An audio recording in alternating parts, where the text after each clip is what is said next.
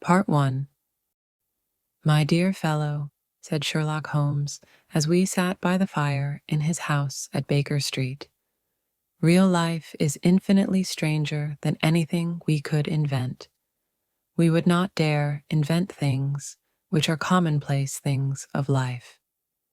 If we could go out of that window, fly over this great city, gently remove the roofs of houses, and look at the peculiar things that are happening, the strange coincidences, the plans, and the wonderful chains of events, we would discover things much more interesting than in books.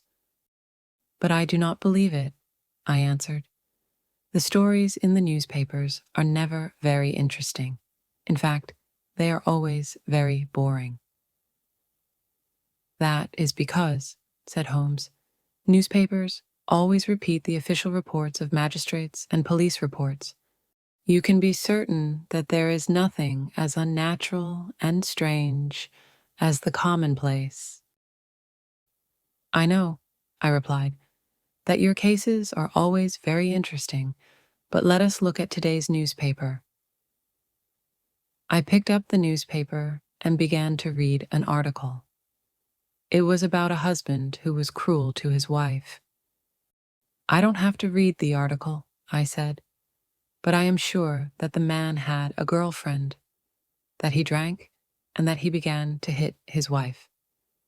I am also sure that there was a sympathetic sister or landlady.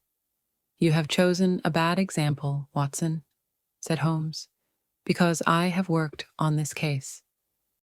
The man, Mr. Dundas, did not have a girlfriend, and he did not drink, and he did not hit her. Instead, at the end of every meal, he took out his false teeth and threw them at his wife. You must admit that nobody could invent such a story. Do you have any interesting cases now? I asked. Well, I am working on 10 or 12 cases, but none of them are interesting. They are important, you understand, without being interesting. I have found that unimportant matters are usually more interesting. If there is a big crime, the motive is generally obvious, so they are generally not very interesting. But I think I will have an interesting case in a few minutes. Holmes was standing at the window and looking down at the dull, grey London streets. There was a woman standing in the street. She was moving her hands nervously. It was obvious that she could not make up her mind. Then suddenly, she ran across the road and rang Holmes's doorbell. I know those symptoms, said Holmes. When a woman hesitates like that on the pavement, it means that she has a love problem. She wants help, but she thinks that her problem is too delicate to communicate. But when a woman does not hesitate and rings the doorbell hard, it means she was seriously wronged. In this case, this woman is confused and perplexed and wants an explanation. As Holmes was speaking, the servant announced Miss Mary Sutherland. She was a large woman. She wore a hat with a red feather, a black jacket, a dark brown dress, and grey glove. She also wore round gold earrings. When Holmes saw her, he said, "Isn't it difficult for you to type with such bad eyesight?" "I thought so at first," Miss Sutherland replied, "but now I can type without looking at the keys." Then she looked surprised and frightened when she understood that Holmes already knew so much about her. "How do you know that?" asked Miss Sutherland. "It is my business to know things," said Holmes, laughing. "If I could not see these things, why would people come to me? In any case, I can see the marks of the glasses on your nose." "I have come here," she said, "because I want to know where Mr. Hosmer Angel has gone." "Why did you come here in such a hurry?" asked Holmes. Once again, Miss Sutherland looked very surprised. Holmes then explained that her boots were not the same and that they were not completely buttoned. Yes, I did hurry out of the house because I was angry at Mr. Windibank, that is, my father. He did not want to ask the police about Mr. Angel. He said that nothing bad had happened. This made me angry, so I came here to see you." "Your father?" said Holmes. "He must be your stepfather, because his surname is different from yours." "Yes, my stepfather. I call him father, even though that seems strange to me. You see, he is only 5 years older than me." "And is your mother alive?" asked Holmes. "Oh, yes, mother is alive and well," answered Miss Sutherland, "but I was not happy when she married Mr. Windibank so soon after father died. Also, Mr. Windibank is 15 years younger than mother. Father was a plumber and had a good business, and when he died, mother continued the business. But when she married Mr. Windibank, he made her sell it." "Do you live on the money from the business?" asked Holmes. "Oh, no," replied Miss Sutherland. "I inherited some money from my uncle. I cannot touch it, but with the interest I receive £100 a year." "That should be enough for you to live quite comfortably," said Holmes. "I give that money to mother, and I live on the money I make typing," she replied. "Now, can you tell us about Mr. Hosmer Angel?" asked Holmes. Miss Sutherland blushed deeply and said, "I met him at the plumber's ball. They used to send tickets to my father when he was alive, and after he died, they sent them to my mother. But Mr. Windibank didn't want us to go. He said that my father's friends were not good enough for us. But the day of the ball, Mr. Windibank went to France on business, so mother and I went to the hall, and it was there I met Mr. Angel. I suppose," said Holmes, "that Mr. Windibank was very angry with you when he discovered that you had gone to the ball." "No, not very," replied Miss Sutherland. "He said that it was impossible to stop a woman when she really wanted something." "And did you see Mr. Hosmer after the ball?" asked Holmes. "Yes, but he couldn't come to the house when father was there. Father didn't want anybody to come to the house. So Mr. Hosmer said, 'We should wait until your father goes to France before we see each other. In the meantime, we can write to each other every day.'" "Were you engaged to the gentleman at this time?" asked Holmes. "Oh, yes, Mr. Holmes. We were engaged after the first walk that we took. Mr. Angel worked in an office in Leadenhall Street." "Which office?" "That's the worst part. I don't know." "Then where did you send your letters?" "To the Leadenhall Street post office, where he got them. He said to me, 'The other workers in my office will make fun of me if they see my letters.' I told him that I could type my letters, like he did his, but he said, 'A typed letter comes from an impersonal machine and not from you.' This shows how fond he was of me, Mr. Holmes, and the nice little things he thought of." "It was most suggestive," said Holmes. "I have always said that the little things are infinitely the most important." "Can you remember any other little things about Mr. Hosmer Angel?" "He was a very shy man, Mr. Holmes. He always wanted to walk with me in the evening instead of during the day. He was very gentlemanly. Even his voice was gentle. He told me that he had had a bad infection of the tonsils when he was a child, so he had to whisper. He always wore elegant clothes.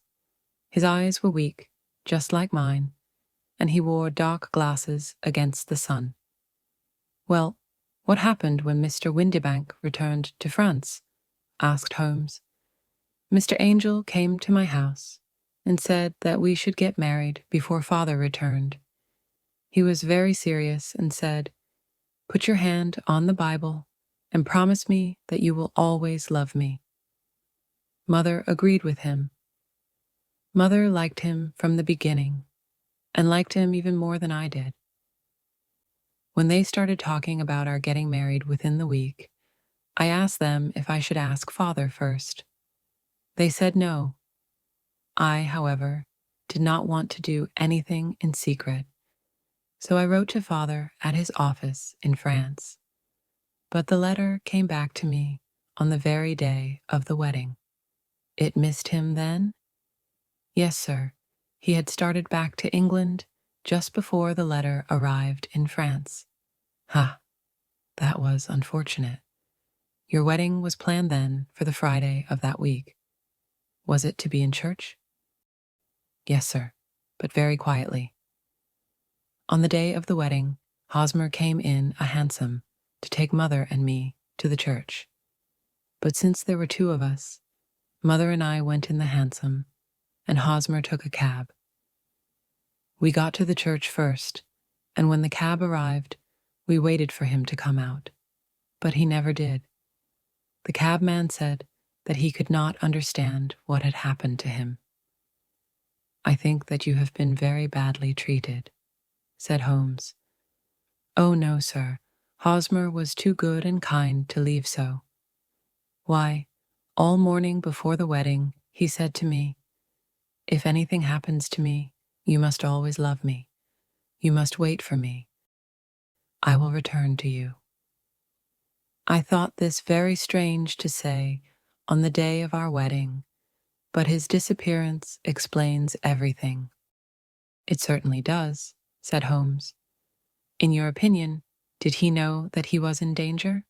Yes, I think so. But do you know what the danger was? No, I don't. One more question. How did your mother react? She was angry and told me that I should never speak about him again. And your father? Did you tell him? Yes, he said. Something terrible has happened to Hosmer, but he will return. I agree with my father. Why would Hosmer leave me? After all, there was no money involved. Warren Hosmer did not borrow money from me, and I never put the money which I had inherited in his name. So he did not take my money and leave. Then she pulled out a handkerchief and began to cry. I will try to solve your problem, said Holmes, but don't think about it any more. Forget about Mr. Angel. Do you think that I will ever see him again? No, I'm afraid not. Then what has happened to him? You will leave the question with me. Now, I need some of Mr. Angel's letters, a good description of him, and also your father's address. I never had Mr. Angel's address, said Miss Sutherland, but here is Mr. Windibank's address. He works for a wine importer. Here is the advertisement with a description of Hosmer that I put in the newspaper, the Chronicle. Miss Sutherland then left, but before leaving she said, I will always wait for Hosmer Angel to return. Part 2. When she had left, I asked Holmes about the case. The young woman is quite interesting, but her little problem is not very difficult or unusual. Would you mind reading me the description of Hosmer Angel? I then read it to Holmes.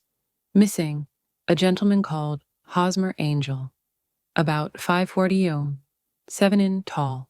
He's strongly built, with black hair, black sideboards, and mustache. He's a little bald in the center. He wears dark glasses, and he's got a speech defect.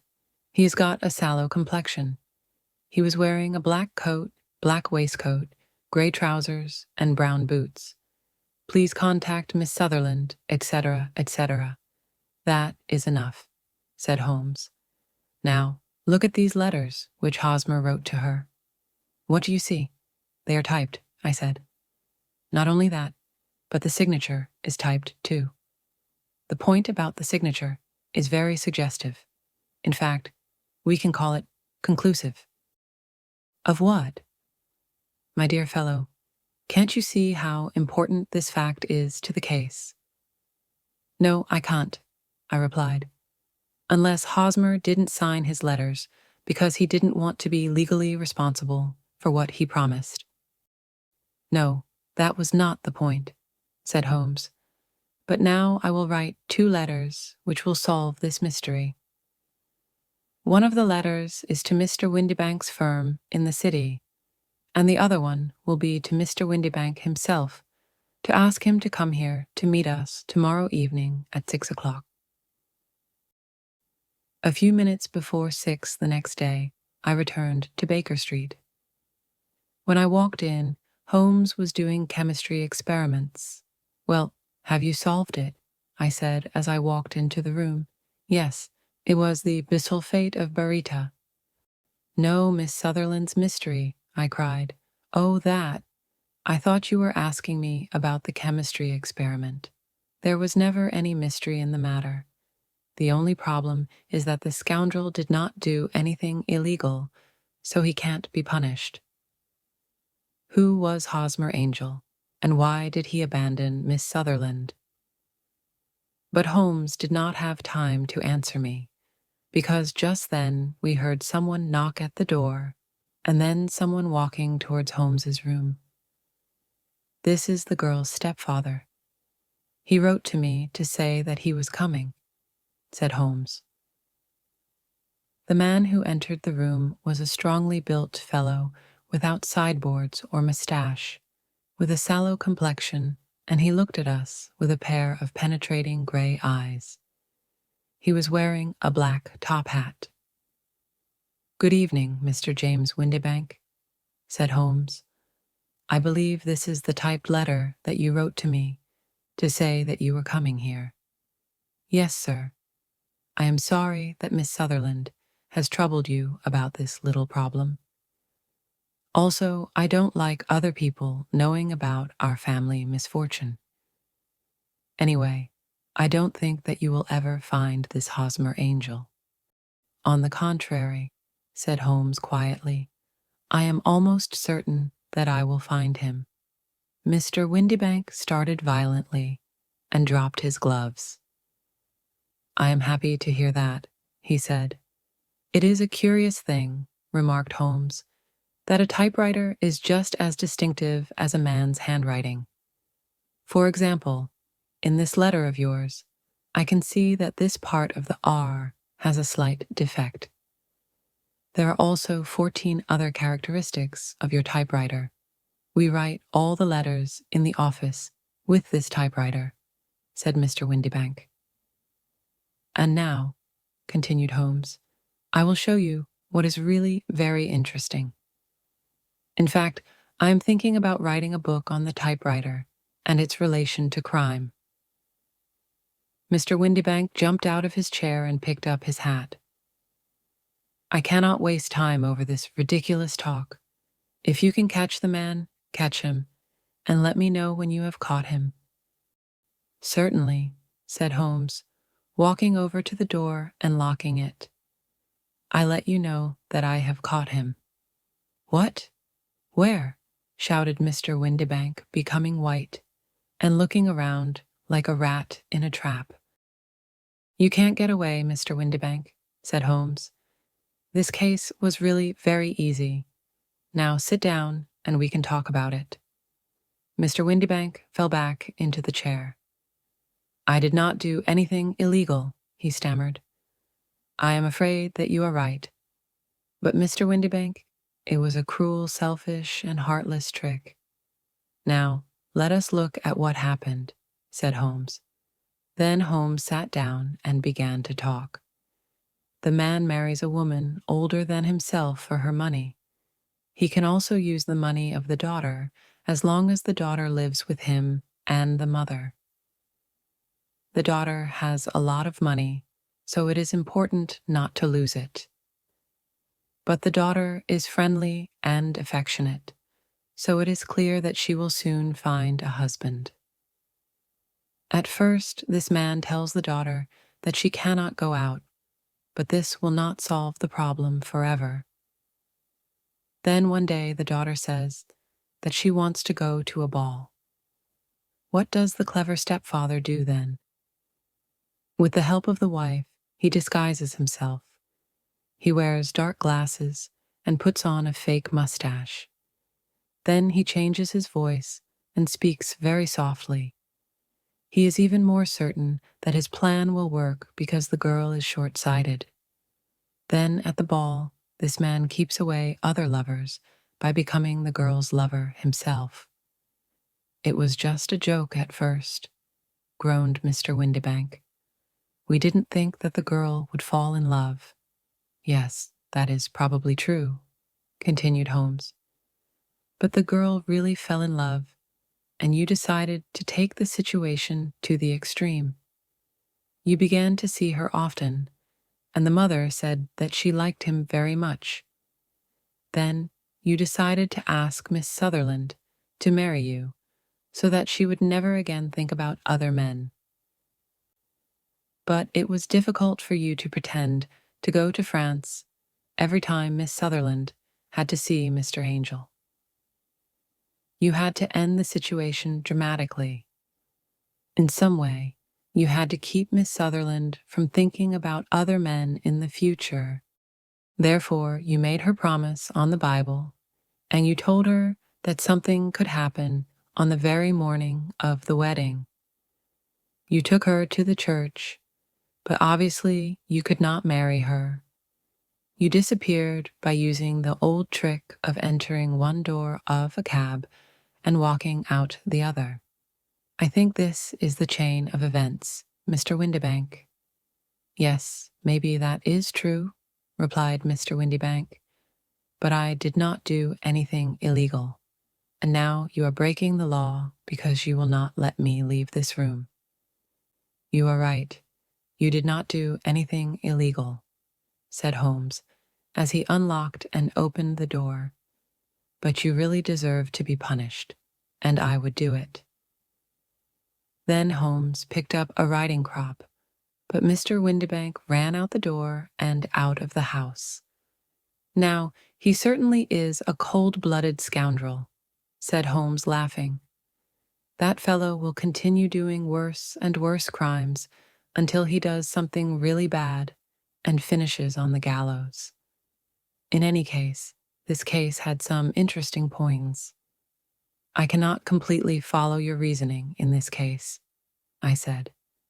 Well, it was clear from the first that Mr. Hosmer Angel had a very good reason for his actions, and that the only man who could really profit from the situation was the stepfather. He wanted to keep the £100 a year. Then it was very suggestive that Mr. Windibank and Mr. Hosmer Angel were never together, and so were the dark glasses, the soft voice, and the mustache. They all suggested a disguise. The final point was the typed signature. This made me think that the handwriting of the man must be very familiar to Miss Sutherland, and that if she saw even a small portion of it, she would recognize it. And how did you verify these ideas? I asked. First, I wrote to Mr. Windibank's firm. In the letter, I described Mr. Angel after I had eliminated everything that could be a disguise, like the glasses, the mustache, and the voice, and I asked them if they had an employee like that. They wrote back to me and said that I had described Mr. James Windibank. Then I wrote to Mr. Windibank to invite him here, and as I expected, he typed his reply to me. Then I compared his letter with the letters of Mr. Angel. And Miss Sutherland? I asked. If I tell her, she will not believe me, replied Holmes. Maybe you remember this Persian saying, "It is dangerous to take a tiger cub from its mother, and it is dangerous to take a delusion from a woman."